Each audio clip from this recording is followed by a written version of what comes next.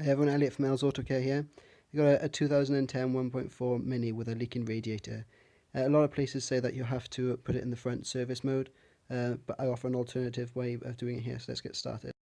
First I'm going to remove these 3 clips. It's meant to be 4, but there's one missing, and when we remove those clips we can get this screw right out of the way and expose the radiator. Altogether remove it.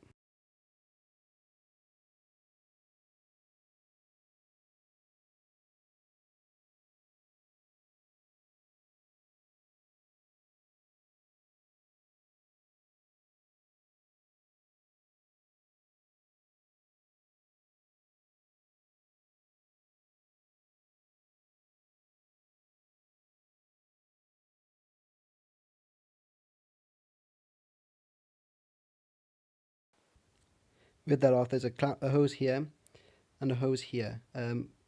I find that if you undo these clips either side of the radiator and pull the radiator forward, you can get them without taking the bumper off. So let's start with this one. Because it's tight, I'm going to use this long reach pliers.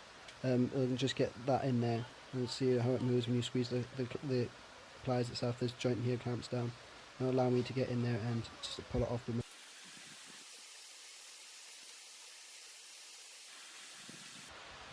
If you can't do it this way, or for whatever reason, you can always remove the coolant reservoir. This 1T35 Torx bit. If you just undo that and then wiggle it free, you can get onto the clamp from on the inside then.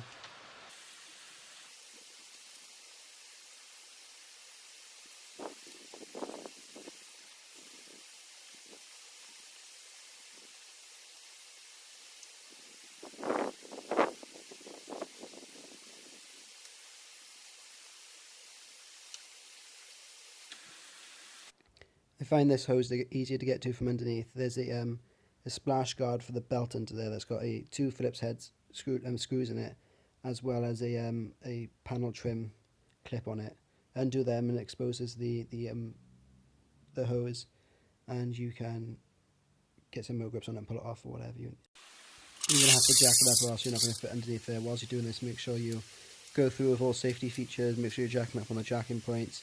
You're putting axle stands in safe places and you're chocking the wheels so it's not got any chance of rolling. Just safety first, you don't take any chance of the car landing on you.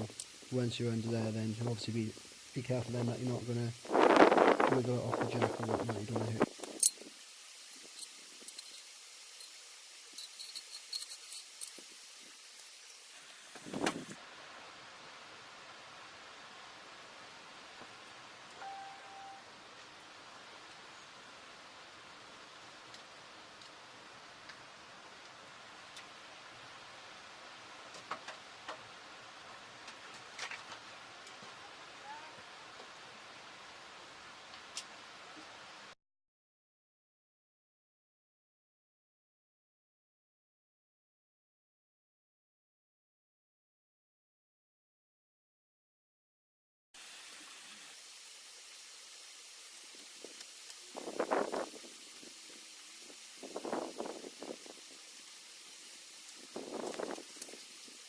At this point I forgot to get a catch can for the coolant.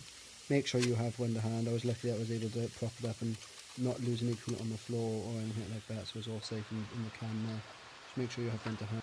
With that done, just pull the radiator forward and wiggle it up through off the clips and pull it up through the gap between the bumper and the shroud around it. Then it's done, it's all out.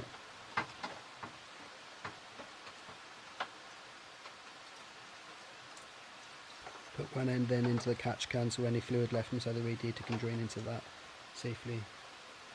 Unfortunately at this point my camera decided to mess up, so I didn't get the reinstallation of the radiator, but here is the new one in place. Just make sure you bleed it out properly. I'll do another video on that on a later date, but here's the old one, and you can see where the joint where the hose goes up to the expansion tank has snapped off, and that's where our leak was coming from. But all sorted now, running perfectly fine.